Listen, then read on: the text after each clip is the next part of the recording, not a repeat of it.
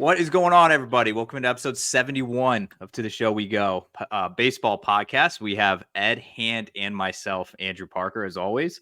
Today's episode, we have Minnesota Twins pitcher Kody Funderburk, one of the better baseball names that I've come across, especially this offseason. And I think probably the best one we've had on the show out of the 71 guests. I think you might be top of the list on the baseball name. So, Kody, thank you for joining us. I know you're getting back into things. It's spring training in Fort Myers for yourself. But I want to start us off. How is spring training treating you this year? It's good. First big league camp. It's a different experience. Usually go over on the minor league side. But it's my first time over on the big league side and getting to experience that. And I know I was up at the end of last year, but getting to actually, hang out with these guys while we're all trying to work on different things is a unique experience, and it's been fun overall. I got to see you pitch one time so far Mhm. this preseason. That was in Fort Myers against the Red Sox, and I wasn't too. You're a lot taller than I thought you'd be as well. I think you're listed at 6'4", and I'm like, you almost looked like you were 6'6" on the mound. But what has it been like? I guess obviously you said it's your first camp. After getting that experience last year, so I know it's a small sample size, but going into this camp, did you kind of take a little bit of that and be like, okay, like I've been to the show, I've already made the debut, got that over with. Now I'm going to go into 24 with just a different mindset. Yeah, getting up there definitely makes you want to come into camp strong and make a good impression. I feel like there's some things this camp I could have done better so far. And it's spring training for a reason. You're trying to get back in the groove of things and get your feet back under you and get the visuals of a hitter back in there and the catcher. But it's been great, and having that experience I think is gonna only help me recognize some of the things I'm doing and be able to adjust and start getting that confidence back and getting it's mostly just getting the ball rolling again is what spring training kind of feels like. You sit out for 3 or 4 months and you kind of forget what it's like, so it's nice to be able to step back on the mound, tinker with some things, work on some new things, and just get your groove back basically. Yes. So, first of all, you're the first person on this show that my dad has said, "Really? You got him to come on?" He thinks you're going to be the next Joey Nathan. So, I think that's. I don't know if if you're the same type of pitcher. I think it's just because Twins and late inning reliever. Yeah. But he's a big fan of yours. So, thank you for getting me my dad's approval. Really appreciate it. I appreciate it. But I was looking up your story just through college, and you were a two-way player. Mm-hmm. Yeah, I used to hit. I did both. Mostly it was like a hitter than I was pitcher. Yeah. What position did you play, and when did you switch to full-time pitcher? The other position I played was first base. Being bigger and slower, and left-handed. I was limited, so I usually got stuck over at first base. And I didn't stop. I became a full-time pitcher in 2018 when I got drafted by the Twins. I honestly had horrible numbers as a pitcher at DBU and even in junior college. And Twins saw something that they liked, and they took me as a pitcher, and that's when I, became just a full-time pitcher. I mean, as a kid, did you ever see yourself as a pitcher? No, I was always a hitter, even growing up 10, 11, 12, 13. I always hit. I was a bigger kid, so I was always on the taller end, and being left-handed, on the mound, that always helped. So I was always kind of stuck on the mound, just being big and left-handed, but I could swing it a little bit. So I was always pretty much just a hitter. Did you have any idea you were going to be drafted as a pitcher? Yeah. How did they go over that with you? So the way that we were doing it at school, if a team was interested, they'd, set up a meeting with you, and usually up in one of the suites at the field, you'd sit down and be interviewed. And a lot of teams asked me what I wanted to do, and I was honest, and I told pretty much every single team, I'll do both. I'll play myself into one. I'll do both as long as I can. Or if a team wants me to just hit or just pitch, I'd do whoever drafted me, whatever they wanted to do is what I would do. And then I didn't find out I got taken as a pitcher until I heard my name called, and they said, I was a pitcher. But I told teams I would do both. I would do one. I would do the other. It didn't matter. Yeah. So did you always want to be a ball player, or was this just sort of extra for you? I mean, growing up, I always envisioned myself as, a hitter, pretty much like every kid in the backyard. You hit the home run, Game 7 of the World Series, and like you dream of that moment. And then I got taken as a pitcher, and it's like, this is not like how I've been picturing it, And then for it to even get to the point where I actually get to the big leagues as a pitcher is like, I never envisioned that as a kid for sure. Like it was always aired on the side of being a hitter in the big leagues. I mean, you didn't just get to the big leagues. You got to the big leagues, and for at least 12 innings, you absolutely kicked everyone's ass. I'm just looking at these numbers right now. 0.75 ERA, 19 strikeouts in 12 innings, 0.917 WHIP. I mean, what was that like for you? What was the promotion like and that run that you went on? Yeah, I mean, I felt like I had been throwing the ball pretty well all year. I just was almost in like this flow state where I just had I knew what I needed to do each day to be ready to pitch. When I got called up to the big leagues, it was on a Monday off day for the minor leagues. We were actually getting ready to go to the Minnesota State Fair, and that's when I saw I had like 5 missed calls from our AAA manager, and I was like, well, I probably know what this is about. Ended up being the call, and then getting over there and I think the biggest thing I told myself like on the debut and like just when I got to the big leagues in general was I didn't want to be scared. I really didn't want to look back on my debut and be like, wow, I wish I pitched better.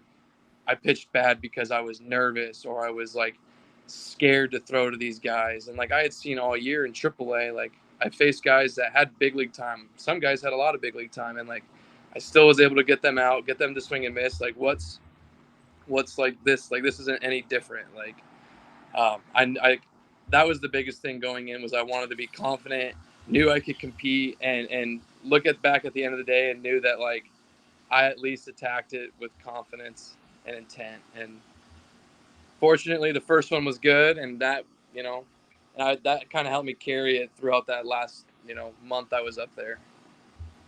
Do you have So I anyone saw. there? Oh, sorry. Oh, I was just gonna ask. I had a follow-up question to the question you asked, Ed. Do Well, you follow miss? up then. Follow up. Yes. Do you miss at all the fact that the league has changed to I guess a universal DH? Do you wish there was just a little chance? I know you're a reliever, so it might be hard, but you're like, man, I would love to just get in there and take one at bat. Yeah, there's when they switched that over. I don't know how long ago it's been now that it's just been a DH in both leagues. I knew it was tough. I mean, being drafted by an AL team already like really hinders your chances of even getting in that bat. Last year, I actually while I was up in the big leagues, we had 2 games. We were winning by a lot. They were blowouts, and they were going to run out of pinch hitters, and they were going to need a defensive sub. So they called me down to be the possible defensive sub. And one of the games we were playing Cleveland, we were up like 18-2 or something like that. It was like 7th or 8th inning, and I was like slotted if someone else went in to go play first base. And it was early enough in the game that I was like, I might be able to sneak in at bat if I get in there. I didn't get in, but at least the thought's there for maybe some defensive time. Yeah, I was curious about it because I'm like, like I remember I think like Adam Wainwright was one of the guys that was like the most upset because he loved getting in the box and just hitting, and I loved watching him rake. Well, pitchers who rake too, I love that. Yeah. But I realize now looking at your stats from DBU, and I'm just at Mesa, I was like, holy cow, man! Like you have to miss that a little bit. I feel like there's a part of you it's just like I think I could still hit. I don't know about like major league pitching, but like I feel like there's a part of you.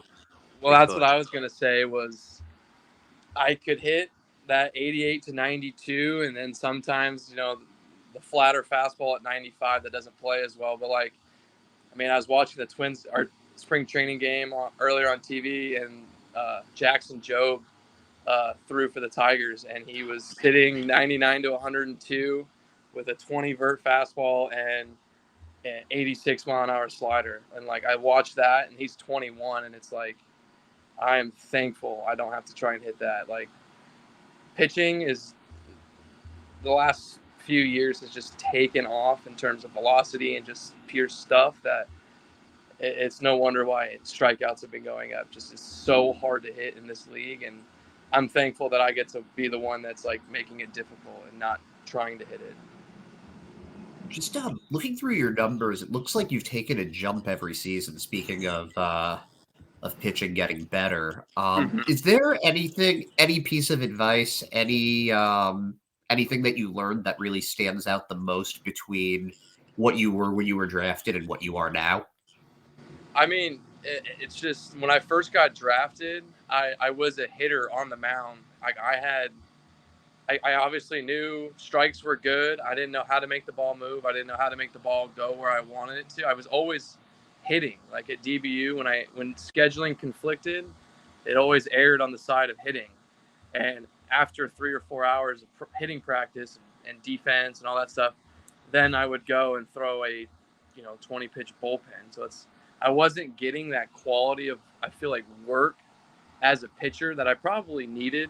I'm not as talented of a mover or a thrower as some of these other guys that just naturally do it. It's something I probably needed to work at more. And just over the course of each season, I feel like the more and more I got reps is just learning how to pitch, learning my body, just helped me evolve as a pitcher. It was pretty much just a learning process each year to try to learn how to pitch and not be so much a hitter on the mound. And I wanted to say your like silhouette in the background is creeping me out. First of all, that's the shadow behind you. That's yeah, you like it? But it is kind of funny. No, not you, Kody, not you. Like, no, my silhouette. Yeah. No, sorry about that. Yeah, so I had a question here in regards to your DBU days, actually. So I know we've been talking about it a little bit, and obviously Dallas Baptist, not like the biggest name out there, but there is some. I have been watching Derek Hall just absolutely rake baseballs over walls. He's a DBU alum, as well as like Poche's from there with the Rays. You have like Ryan Goins, who's I think a AAA coach now, or he's in a coaching. Ben Zobrist. There's Freddie Sanchez. There's like quite a few like good names. Yeah, so I want you to show some love a little bit right here to DBU and just like what it was like going there. I know I read a story that you did with Twins Daily about how the process was of, you're coming out of high school. You didn't really have like a ton of offers. So you chose to go the JUCO route. Then you obviously went to DBU. What was it like, I guess, playing at DBU and I guess just what comes with it?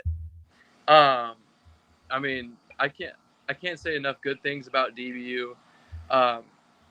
Dan Fitzgerald, he's not at DBU anymore. He's actually the head coach at Kansas now. But Fitz was the one that called me initially about, just interest and was the first one to contact me about DBU, talk to me about the school, and got something set out where I went on a visit, a weekend or two later. And I had heard about Dallas Baptist just being a baseball player. I obviously followed college baseball because I was into it. I was looking forward to going and playing college baseball. So I knew I had heard about Dallas Baptist, didn't know too much, but I knew that they were like a kind of like a powerhouse mid-major. So I was like really excited when they called because I actually knew about them. But I took my visit, 1 or 2 weekends later.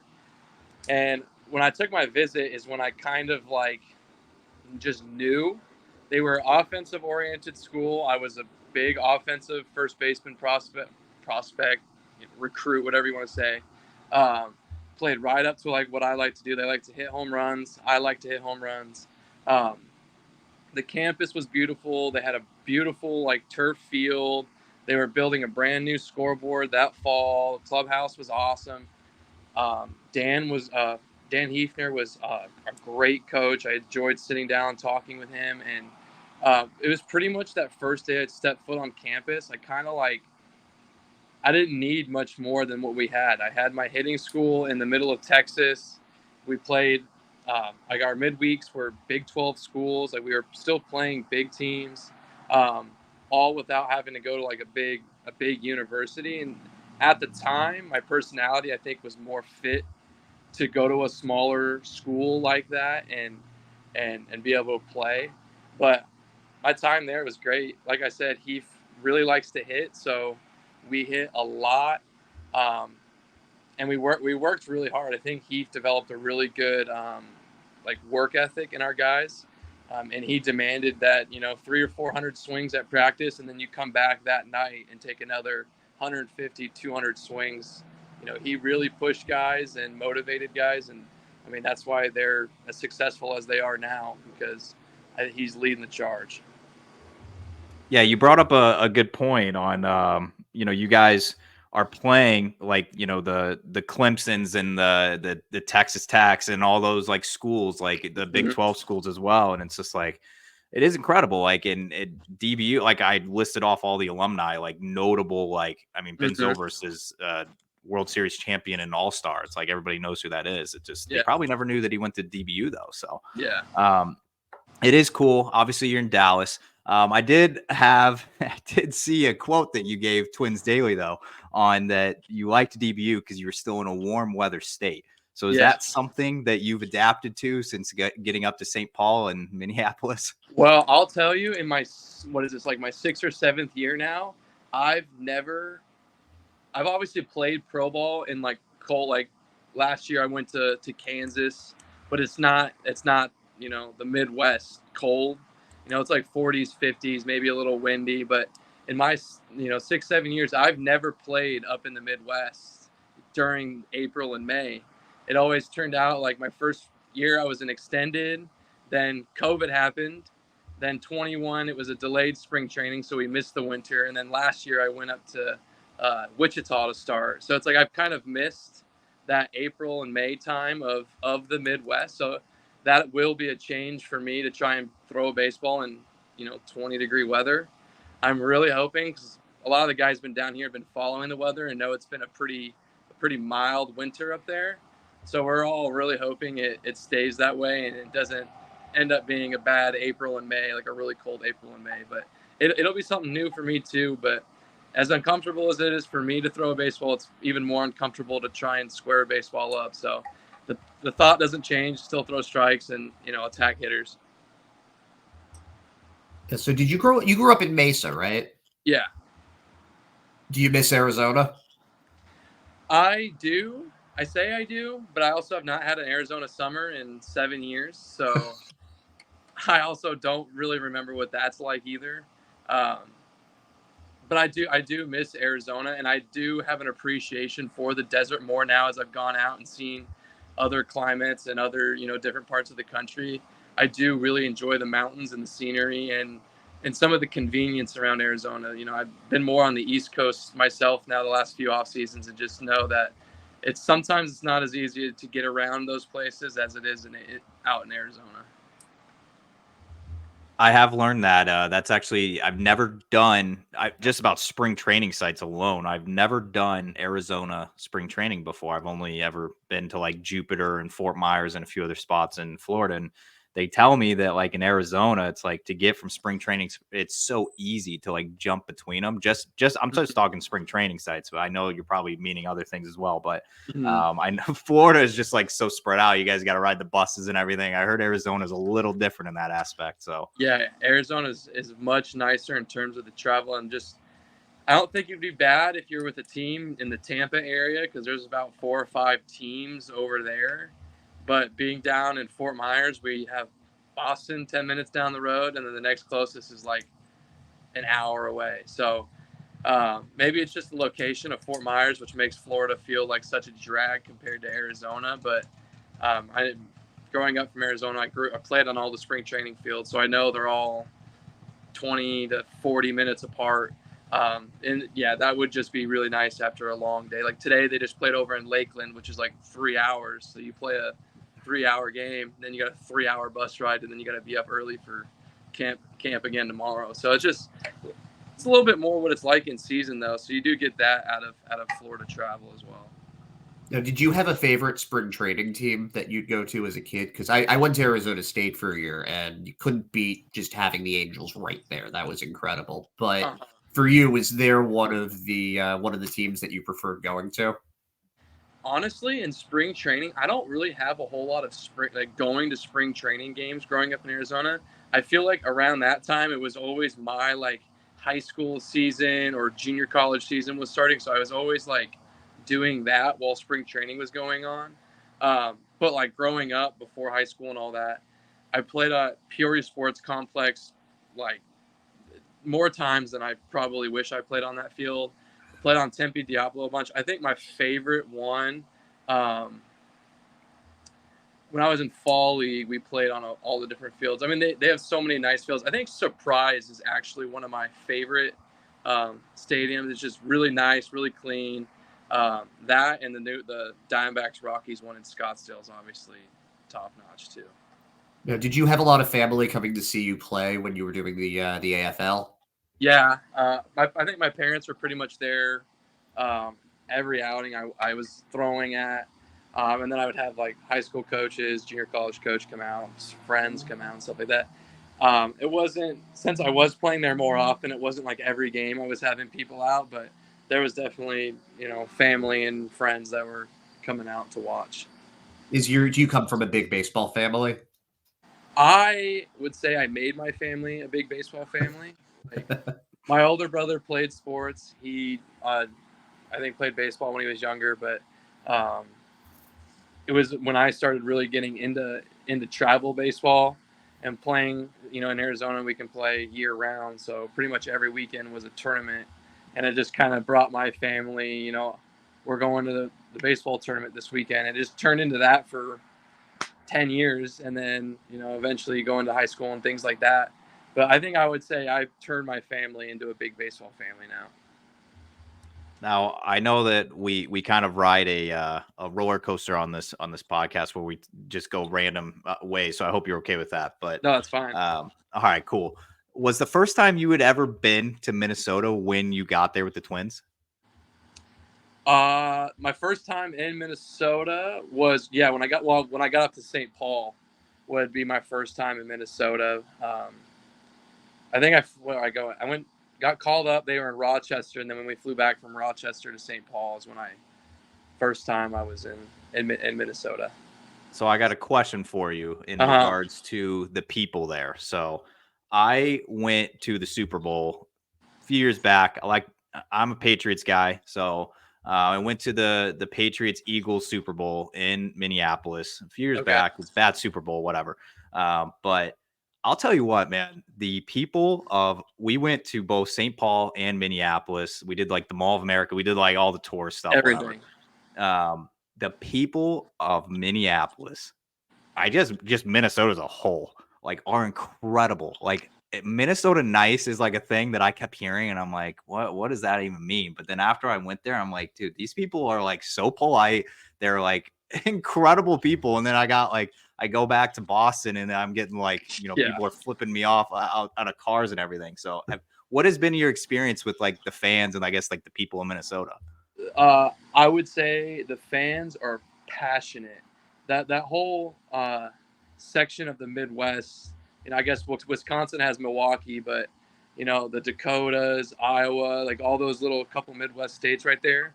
I did the Twins caravan where we went to Sioux Falls and Fargo, Sioux Falls, South Dakota, Fargo, North Dakota, and the Twins are the only baseball team within 8 to 10 hours of them. So that's what they watch is Twins, Vikings.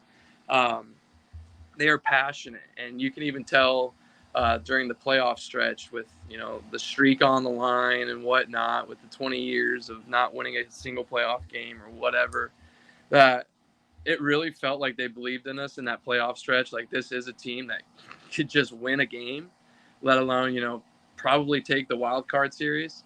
And we really felt that like on the field. Like it was electric. You could feel, especially after like Royce's home run in the bottom of the first inning of that first game, like the passion and energy in the stadium was like, it was crazy. You could like actually feel like the Twins fans were being like a 12th man and kind of like helping us out. So I would say they're not only are they extremely nice, but they're extremely passionate about Minnesota sports and Twins baseball. Speaking of people from Minnesota, one of your teammates, Caleb Thielbar, is another lefty. Pitched independent league ball there. Went to college in South Dakota, I believe.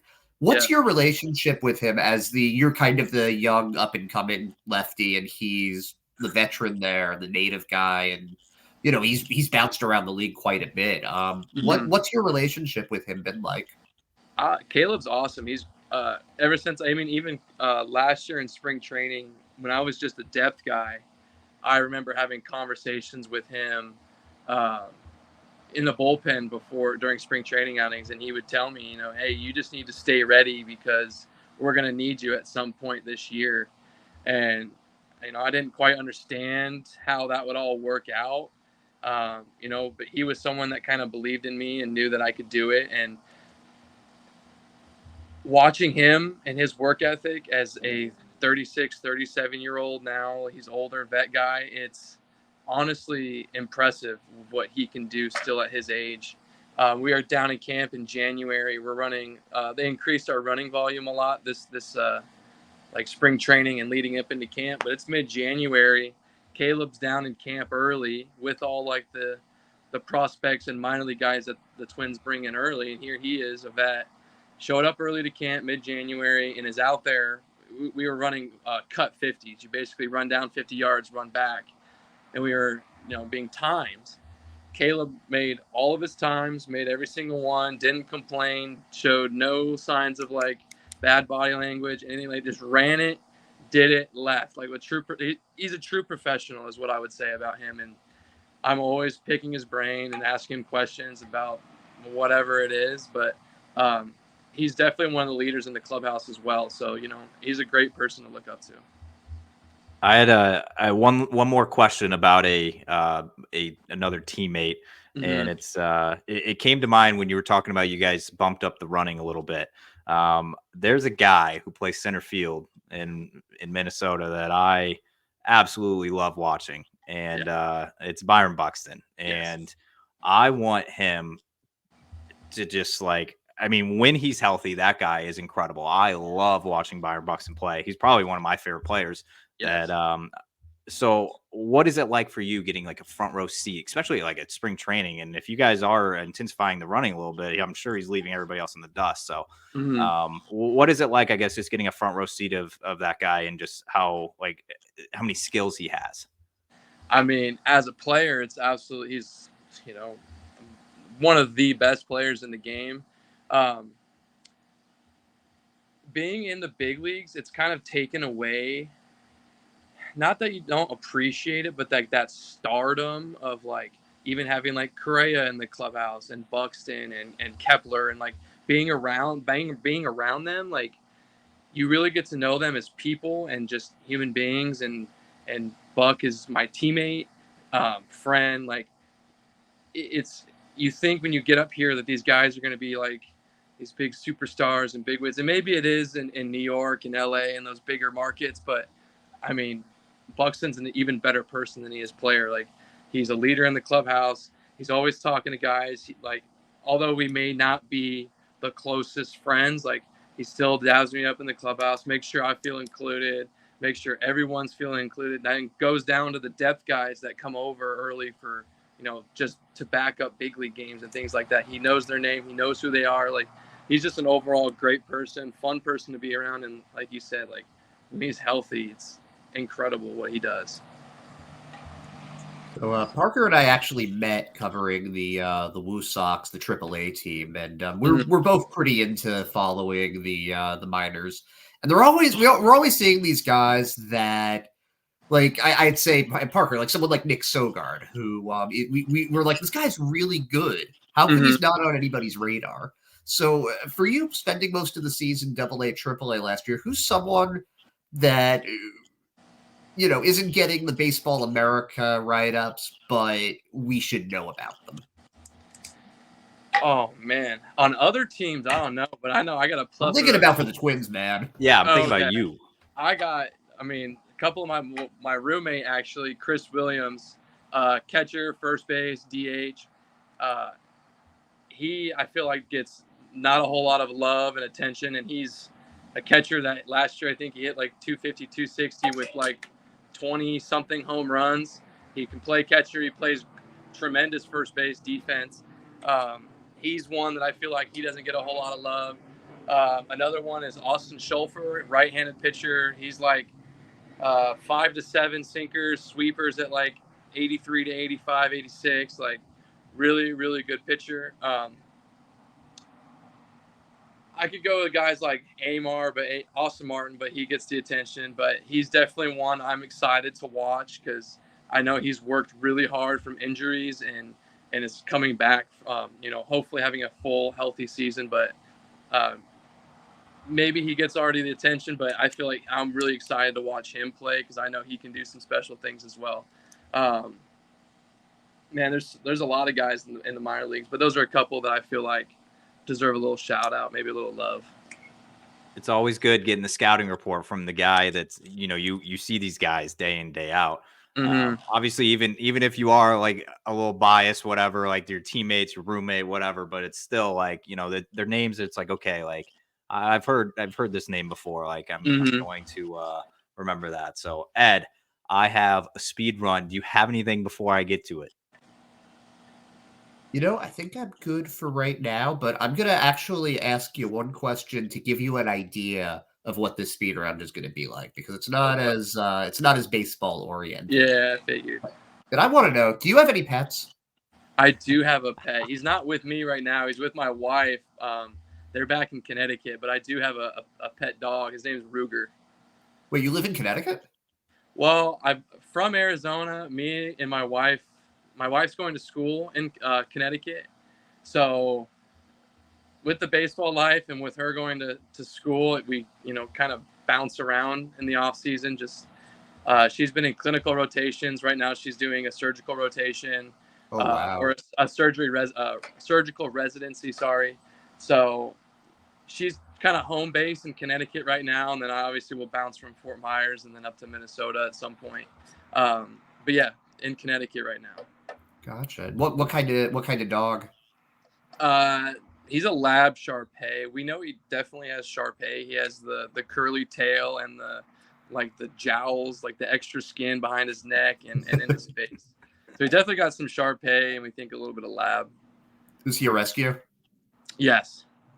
Yeah, we have a COVID rescue that we know she's part Corgi and she's part Chihuahua, but we know that there's some other stuff in there, and we're not sure what that is. And one of these days we'll do the DNA test, but it hasn't happened yet. Yeah, that's the same thing with us. Like we keep talking about, getting them DNA tested to see, but we just haven't done it.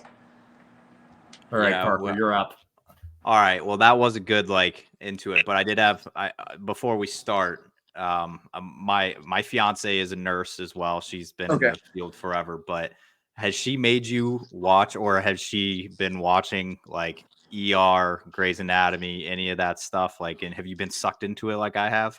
I luckily will just leave the room if something like that goes on.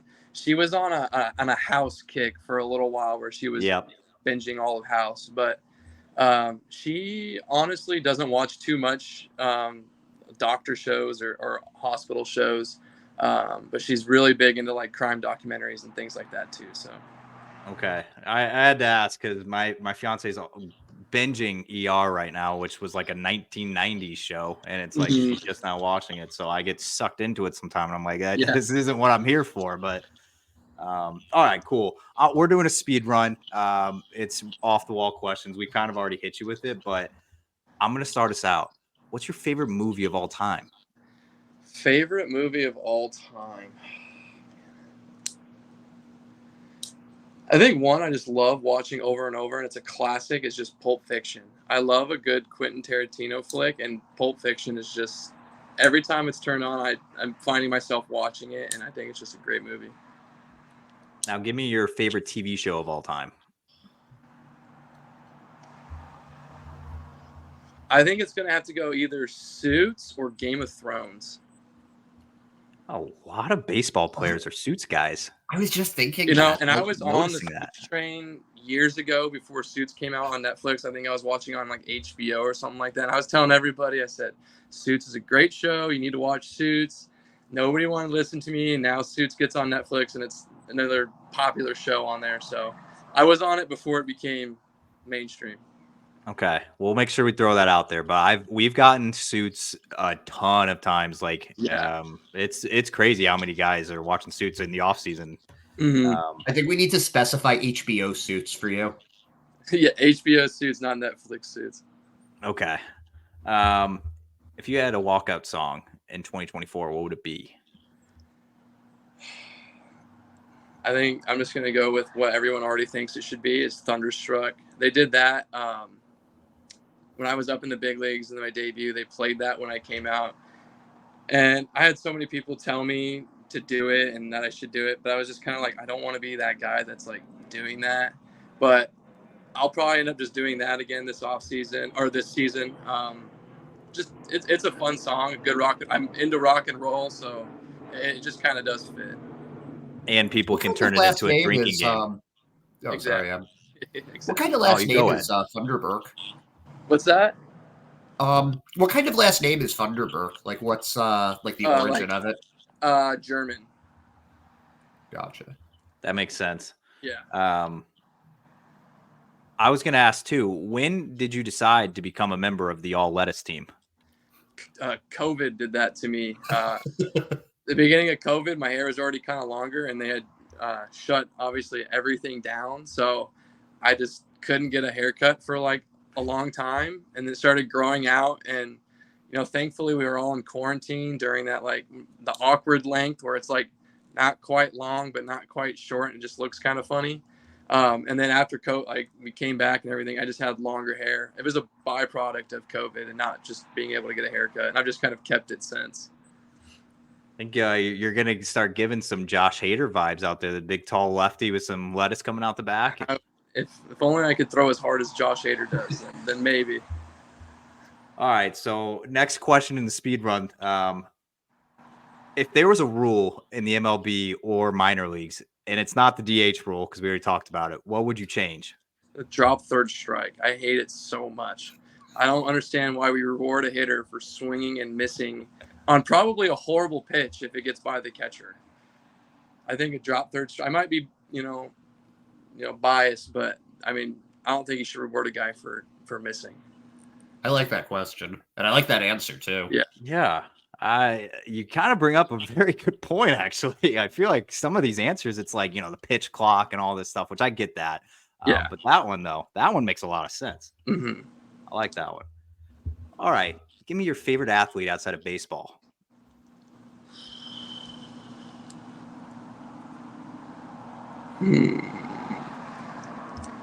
I grew up a Saints fan myself. My dad's from Louisiana, and I loved watching Drew Brees play quarterback for the Saints. He was, during the stretch there when they won the Super Bowl in 2009, just the team he had around him, it was really fun to watch him like lead and, not be that stereotypical big, tall, strong quarterback, but be the shorter guy and still not be afraid to throw like air raids and bombs down the field.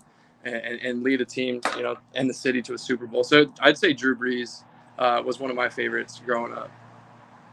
Nobody's going to argue with that one at all. What is the weirdest baseball superstition you've ever had? Man, I never did anything weird, but when I was younger, I was super superstitious. I was to the point where if I went like 3 for 3 one day, like the next day I would think about what I would do or what I did that day, and I would try to do it the same way. I would try to wake up the same way, put my clothes on the same way, walk down the stairs the same way, eat breakfast, like try to do everything the same in hopes that I would, go 3 for 3. But I wouldn't do anything crazy. I jump over the line still when I take the mound. Like I don't do that, but it probably would be like I would try to repeat my day the day before. All right, give me the weirdest thing you've ever had to autograph.